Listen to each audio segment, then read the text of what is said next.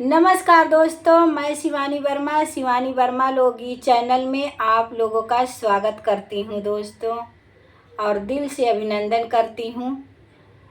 तो आज मैं लेकर आई हूँ आप लोगों के लिए एक प्यारा सा सोहर गीत है, जो कि ये राम और सीता का वियोग सोहर गीत है। बहुत ही दर्द भरा सोहर गीत है।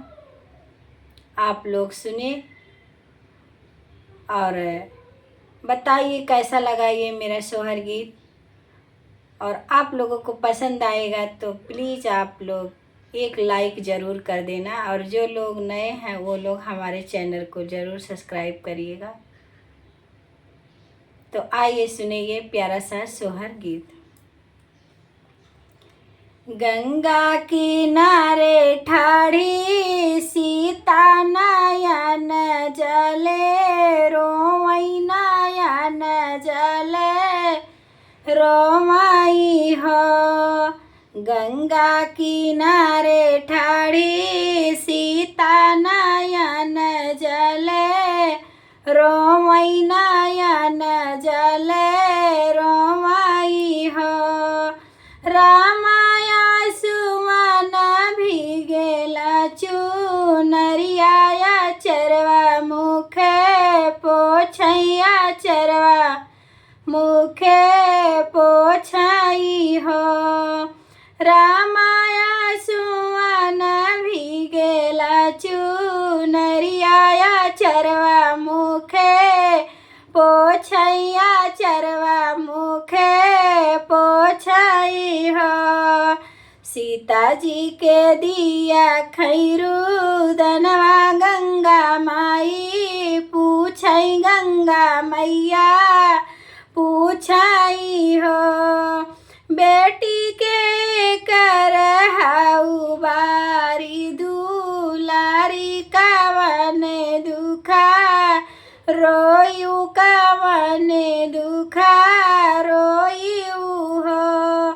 बेटी के कर हाउ बारी दुलारी, कवन दुखा रोयू कवन दुखा रोयू हो।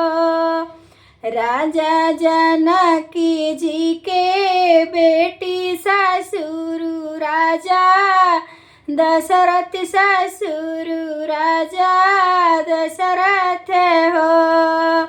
मैया स्वामी हमारो जगत के पालन चरण अनु मानित, चरण अनुमानित हो।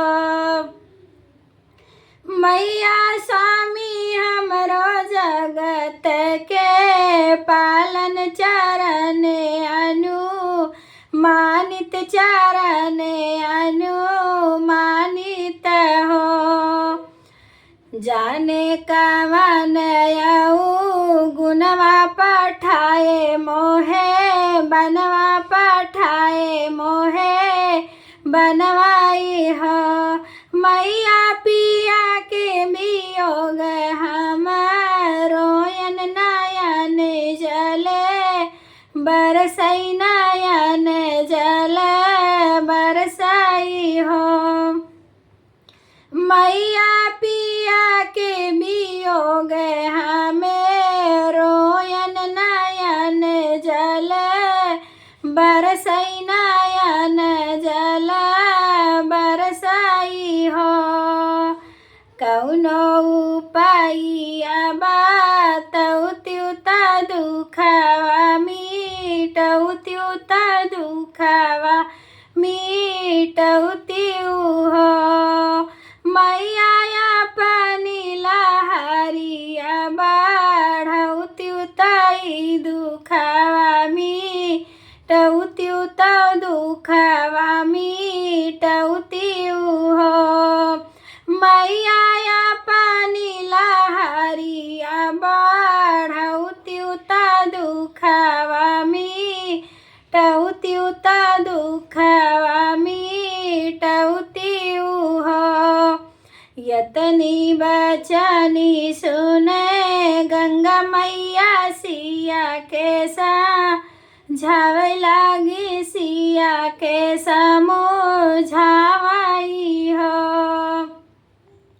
बेटी को खिया में तोहारे लालनवा जनम जब लई है जनम जब लई है हो। बेटी को खिया में तुहरे लालनवा जनम जब लई है जनम जब लई है हो। बेटी दुख सब तोहरो काटी जई है धाराऊ मन धीरज धाराऊ मन धीरज हो।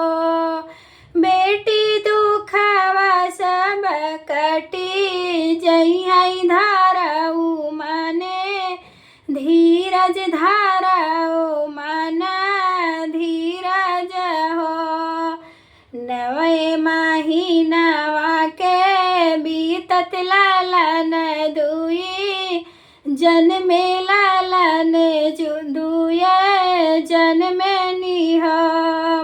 रामा सिया जी दुए होरी लाखे लामई जगत यस गावई जगत यस गावई हो।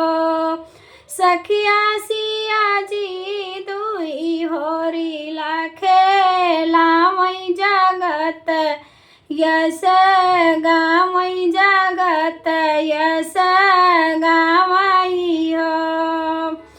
बहिनी सीता जी खेलावे दोनों होरिला जगत यसे गावई जगत यसे गावई हो। धन्यवाद दोस्तों। ये गीत आप लोगों को अगर अच्छा लगेगा तो प्लीज़ आप लोग एक लाइक और जो लोग नए हैं सब्सक्राइब ज़रूर करिएगा।